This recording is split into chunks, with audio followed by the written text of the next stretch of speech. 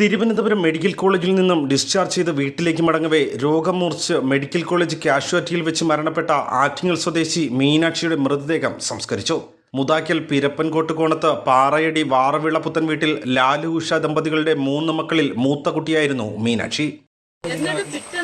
ഡോക്ടറെ അടുത്ത് പറഞ്ഞ് നമുക്ക് ഇത് ചെയ്യാൻ പറ്റിയില്ല, പൈസ ഇല്ല, നമുക്ക് പിന്നെ ചെയ്യാൻ നീ പറയണേന്ന് പറഞ്ഞിട്ട് ആ ടെസ്റ്റ് ചെയ്തോ ഇല്ലേന്ന് പോലും ഡോക്ടർ ചോദിച്ചിട്ടില്ല. ഈ 17-ാം തീയതി വരുന്ന ദിവസം വരെ അവർ തരുന്ന ഒരു ലാബിലെ ടെസ്റ്റ് എന്ന് വെച്ചാൽ ഈ പ്രൈവറ്റ് ആശുപത്രിയിലെ കാലം താങ്ങാൻ പറ്റാത്തതാണ്. ഞാൻ അപ്പോഴേ ഓർമ്മിക്കും, നമ്മൾ ഓടുന്ന എന്തിനാണ്, ഗവൺമെന്റിൽ ഓടുന്നതാണ്, നമുക്ക് പൈസ ഇല്ലാത്തത് കൊണ്ടാണ്. അതേസമയം നമ്മൾ ഇവിടെ ഈ ചിലവാക്കിയ പൈസ നമ്മൾ ഇവിടെ കൊടുത്തെങ്കിൽ നമുക്ക് കൊച്ചിനെങ്കിലും കിട്ടുമായിരുന്നു. അതിന് നമുക്ക് ഒരു മാറ്റവും ഇല്ല. നമ്മൾ ഓടുന്ന നീതി നമ്മൾ ഇന്ന് ഗവൺമെന്റ് ആശുപത്രി മെഡിക്കൽ കോളേജ് എന്ന് പറയുമ്പോൾ വലുത്, അവിടെ ചെന്നാൽ നമ്മൾ രക്ഷപ്പെടുന്നു. പക്ഷെ ഇനി അവിടെ പോയ രക്ഷയില്ല. കിടക്കാടം വിറ്റാൽ ഏതൊരു കൊച്ചിനായാലും ഉണ്ടാവരുത്, ഇനി ഉണ്ടാവരുത്. വന്നതല്ലാതെ ഇനി വേറെ ഒരു കൊച്ചുങ്ങൾക്ക്, ഒരു ആണിനും ഒരു പെണ്ണിനും അത് ഉണ്ടായിരുന്നു.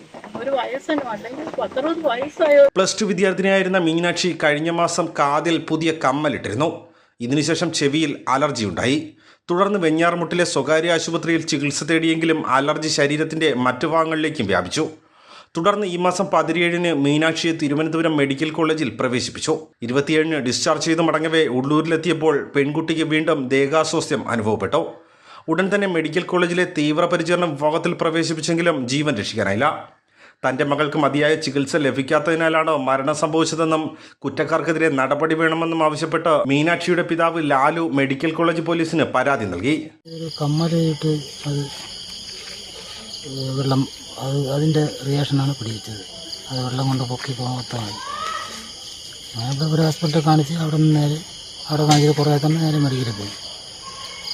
മെഡിക്കലിൽ ചെന്ന് അവിടെ 11 ദിവസം കിടന്നു. ഇന്നലെ അവിടെ കുട്ടി 11-ൻ്റെ അന്ന് ഉച്ചയ്ക്ക് ഒരു 2:30 മണിയായപ്പോഴത്തേക്ക് കൊച്ചിനെ ഡിസ്ചാർജ് ചെയ്തു.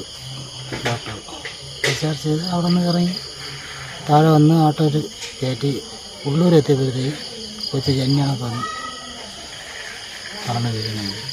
അത് വേറെ കുഴപ്പമൊന്നുമില്ല. രാവിലെ സംസാരിച്ചു പിന്നെ എന്താണ് ഇതിൻ്റെ മരുന്ന് എന്താണ് കൊടുക്കുന്നില്ല എനിക്കറിയാം. മെഡിക്കൽ കോളേജ് ആശുപത്രിയിൽ പ്രവേശിപ്പിച്ചതിനു ശേഷം നിരവധി ലാബ് ടെസ്റ്റുകൾ നടത്തിയിരുന്നുവെന്നും എന്നാൽ കൃത്യമായ അസുഖം കണ്ടുപിടിക്കുവാനോ ചികിത്സ ലഭ്യമാക്കുവാനോ മെഡിക്കൽ കോളേജ് ആശുപത്രി അധികൃതർക്ക് കഴിഞ്ഞില്ല എന്നും മീനാക്ഷിയുടെ പിതാവ് ആരോപിക്കുന്നു. മാത്രമല്ല അസുഖം ഭേദമായി എന്ന് പറഞ്ഞാണ് ഡോക്ടർ മീനാക്ഷിയെ ഡിസ്ചാർജ് ചെയ്തത്. 2 വർഷം കഴിഞ്ഞിട്ടാണ് ഇവർ ചികിത്സ തന്നെ കുട്ടിക്ക് മരുന്ന് തന്നെ കൊടുക്കുന്നത്. അതുവരെ ട്രിപ്പ് മാത്രമേ കൊടുത്തിട്ടുള്ളൂ. അതിൽ നിന്ന് ഇവർ പറയുന്ന ഈ ട്രിവാൻഡ്രം ജില്ലയ്ക്കകത്ത് തന്നെ ഞങ്ങൾക്കറിയാത്ത ഒരു ലാബുകളും ഇല്ല. നിങ്ങൾക്ക് വേണമെങ്കിൽ പരിശോധിച്ച് നോക്കാം ലാബ് റിപ്പോർട്ടുകൾ. അവർ പറയുന്ന പൈസ നമ്മൾ ഈ പാവങ്ങൾ വന്നോടം തന്നെ പോകുന്നതാണ്. അവർ പറയുന്ന പൈസ ഇല്ലാത്ത കടമൊക്കെ മറിച്ച് നമ്മൾ അത് ചെയ്യുന്നു. എന്താണ് കാരണമെന്ന് ഞാൻ ചോദിക്കട്ടെ, ഒരു കമ്മലിട്ടെന്ന് വെച്ചാൽ അങ്ങനെ ഒരു റിയാക്ഷൻ വരും. അങ്ങനെ ബോഡി മൊത്തത്തിലാവും. ഉണ്ടാവാറില്ല, ഇല്ലാന്നല്ല, ചെവി സാധനം ഉണ്ടാവും. അങ്ങനെ 2 ദിവസം ഊരിയിരിക്കുമ്പോൾ അതങ്ങ് ഇതാവും. ഇത് ബോഡി മൊത്തത്തിലാവുന്നതാണ് കുട്ടിക്ക്.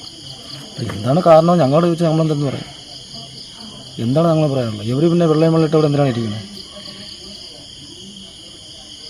ഇതാണ് ഇത് നമ്മളെ പാവങ്ങളെല്ലാം ചെയ്യാൻ പറ്റും. അല്ലെങ്കിൽ തന്നെ അത്രയും വലിയ മെഡിക്കൽ റിപ്പോർട്ടിൽ അതിനേക്കാളുള്ള ലാബുകളുണ്ട്. അതൊക്കെ അവിടെ അയക്കാൻ വരുന്നു. അത് ചെയ്യില്ല. ഒന്നത് കുട്ടിക്ക് അത്രയും ഇങ്ങനെ ഇരിക്കുന്ന ഒരു കുട്ടീനെ ഇന്നലെ ഡിസ്ചാർജ് കിട്ടിയുള്ളത്. അന്ന് കിലോമീറ്റർ പോലും പോയിട്ടില്ല.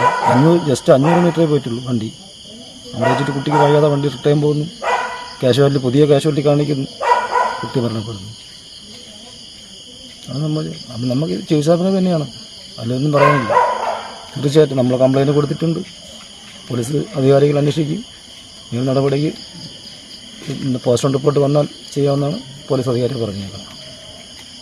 അങ്ങനെയെങ്കിൽ ആശുപത്രിയിൽ നിന്നിറങ്ങി മിനിറ്റുകൾക്കകം രോഗം മൂർച്ഛിച്ചത് എങ്ങനെയെന്നും ലാൽ ചോദിക്കുന്നു. സംഭവത്തിൽ ആറ്റിങ്ങൽ പോലീസ് അസ്വാഭാവിക മരണത്തിന് കേസെടുത്തു. സർക്കാർ ഇക്കാര്യത്തിൽ അടിയന്തരമായിട്ട് നടപടികളെടുക്കണം. കുടുംബത്തിൻ്റെ സംശയങ്ങൾ, ജനങ്ങളുടെ സംശയങ്ങൾ, ആ സംശയങ്ങൾ സർക്കാർ ദൂരീകരിക്കണം. മാത്രമല്ല, ഇന്നലെ തിരിച്ച് അഡ്മിറ്റ് ചെയ്തതിന് ശേഷം, തിരിച്ച് ചെന്നതിന് ശേഷം നേരത്തെ ഉണ്ടായിരുന്ന ഡിസ്ചാർജ് ചികിത്സയെ സംബന്ധിച്ചിട്ടുള്ള രേഖകൾ അവർ തിരിച്ചു വാങ്ങിയെന്നാണ് പറയുന്നത്. അപ്പോൾ ഇത്തരത്തിലുള്ള നിരവധി ചോദ്യങ്ങളും സംശയങ്ങളും ദുരൂഹതകളും ഒക്കെ ഉയർന്നു വരുന്ന ഒരു സംഭവമാണ് ഈ മരണം. കേരളത്തിലെ ഈ പ്രദേശത്തെ പൊതുപ്രവർത്തകരുടെ എല്ലാവരുടെയും ശ്രദ്ധ ആവശ്യമുള്ള ഒരു വിഷയമാണിത്. ഇതിന് ശാശ്വതമായിട്ടുള്ള പരിഹാരം കണ്ടെത്താൻ വേണ്ടിയിട്ടുള്ള എല്ലാ ശ്രമങ്ങളും ഉണ്ടാകണം എന്ന് സർക്കാരിനോട് ഞാൻ ആവശ്യപ്പെടുകയാണ്. ഭാരത് ഭൂഷൺ, ആറ്റിങ്ങൽ.